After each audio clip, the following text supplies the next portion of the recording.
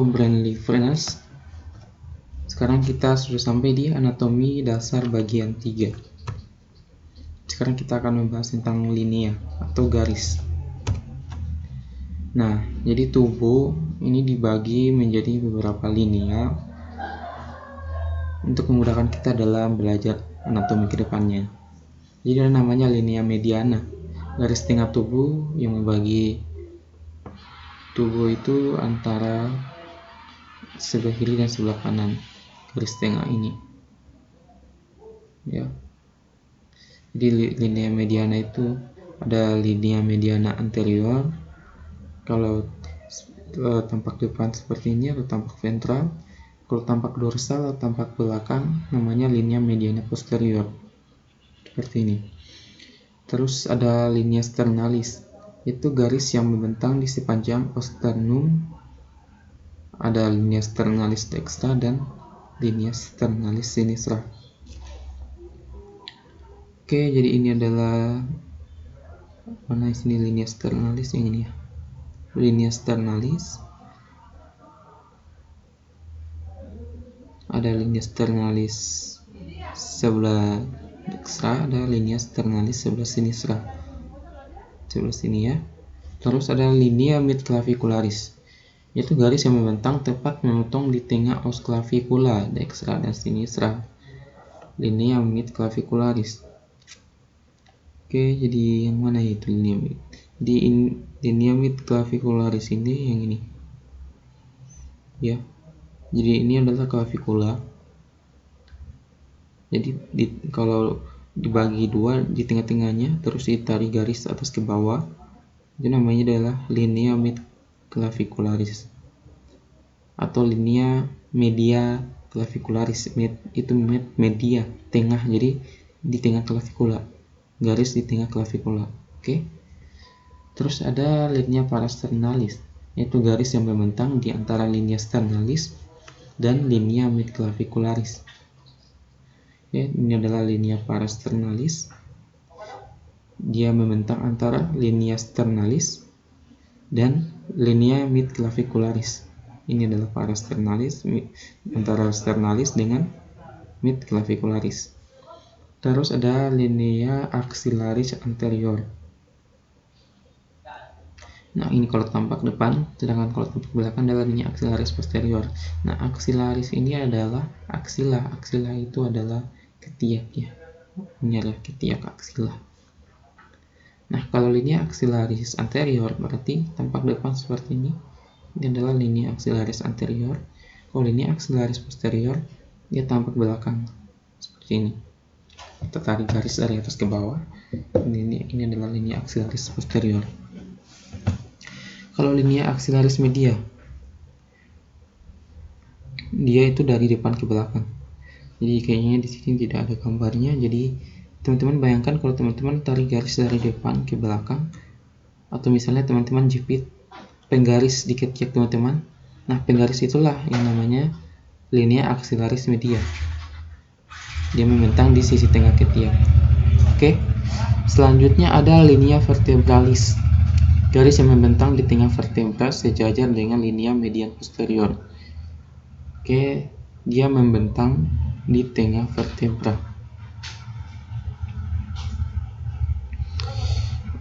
Terus ada linea scapularis, yaitu garis yang membentang di tengah os scapula.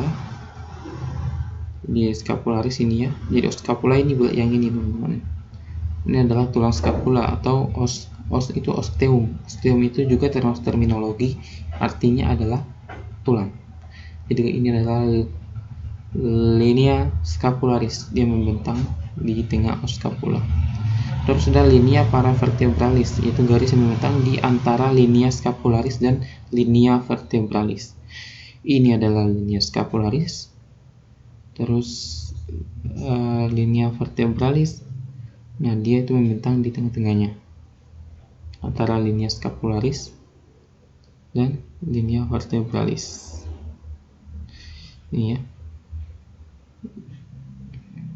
Ini adalah linea paravertebralis. Oke. Sekarang kita lanjut ke pembagian regio abdomen. Nah, ada beberapa cara untuk menentukan permukaan dinding perut dalam beberapa region. Jadi perut kita ini atau abdomen kita bagi beberapa region. Pertama adalah pembagian dalam bentuk kuadran. Nah, kalau untuk pembagian dalam bentuk kuadran ini cukup kita bagi menjadi 4 saja. Ada namanya kuadran kanan atas, kuadran kiri atas, kuadran kanan bawah, dan kuadran kiri bawah. Nah, untuk di kuadran kanan atas, ada apa saja di dalamnya? Ada hati, ada kantung empedu, ada paru, terus ada esofagus. Nah, kalau kuadran kanan bawah ada apa? Ada usus 12 jari, jadi duodenum. Terus ada usus besar di sini, terus ada usus kecil, ada kandung kemih, rektum, testis, anus. Oke, selanjutnya untuk kuadran kiri atas. Kuadran kiri atas ada apa? Ada hati, terus ada jantung di sini, terus ada esofagus, paru, pankreas, limfa, lambung. Sedangkan kuadran kiri bawah ada anus, rektum, testis, ginjal, usus kecil, usus besar. Oke. Jadi seperti itu. Nah, ini pembagian lainnya nih. Jadi tadi kan dibagi menjadi 4 saja. Sekarang kita bagi menjadi 9 regio. Ada 9 bagian. Ada regio hipokondriaka dextra yang ini. Terus regio epigastrika. Oke.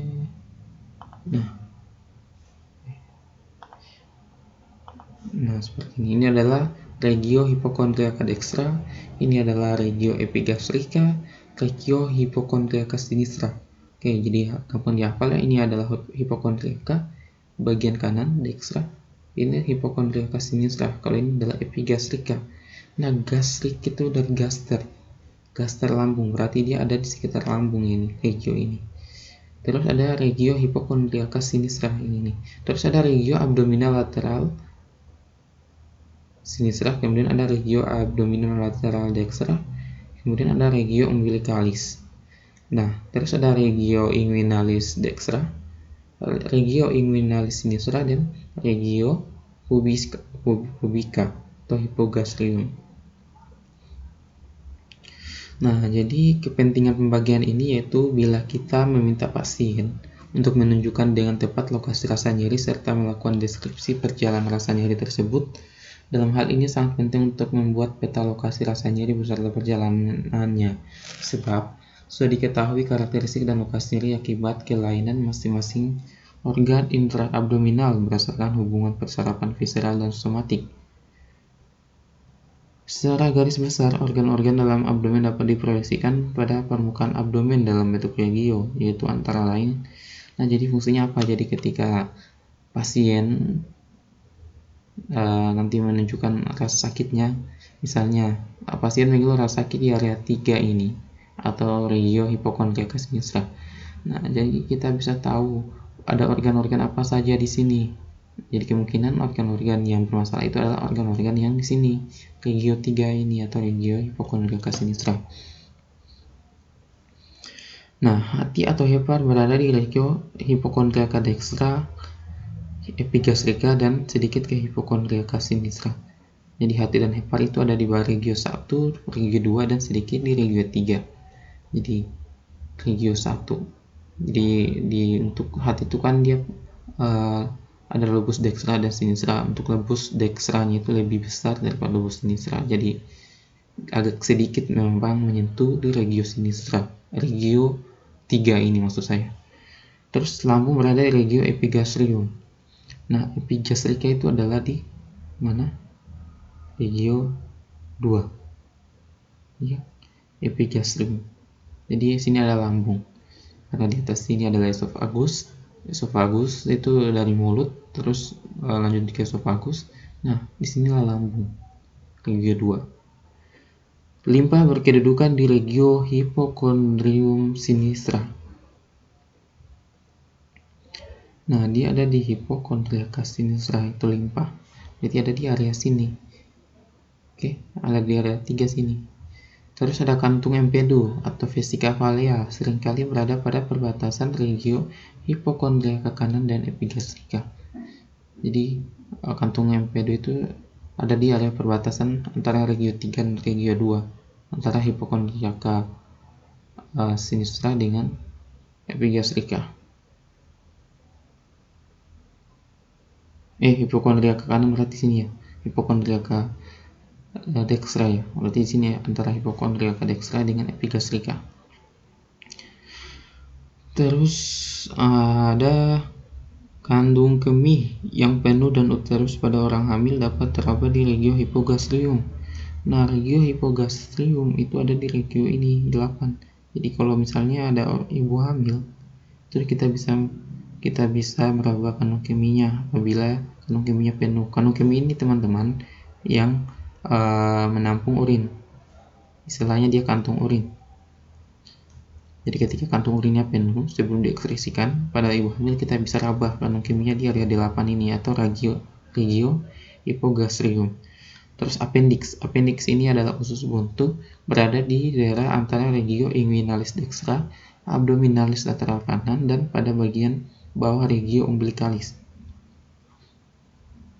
Dia berada di antara regio 7, abdominalis lateral kanan yang ini, dan di bawah regio umbilicalis. Berarti kemungkinan dia di area sini. Ini appendix ya. Nah, jadi sangat banyak manfaatnya teman-teman kita mengetahui regio-regio ini. Jadi saya harap teman-teman bisa menghafalkan, setidaknya teman-teman memahami regio-regio ini. Jadi dari atas itu regio hypochondriaca, ada dextra, ada sinistra. Terus di tengah-tengah ini adalah regio abdominal lateral dextra, abdominal lateral sinistra. Terus ada regio pubis dextra, pubis sinistra. Terus kalau untuk dua ini adalah regio epigastrica, karena sini ada lambung. Terus ini ada regio umbilicalis itu adalah pusar ya. Umbilicalis itu pusar, karena sini tengah-tengah ada pusar. Terus ada regio pubica atau hypogastrium. Oke, jadi itu saja untuk video pembelajarannya. Jadi teman-teman, saya harap bisa menghafalkan yang tadi. Jadi untuk belajar kedokteran itu memang pertama-tama kita harus menghafal dulu, terus kita memahami secara perlahan. Oke, jadi sekian dari saya. Terus semangat, jangan putus asa dan belajar. Terima kasih.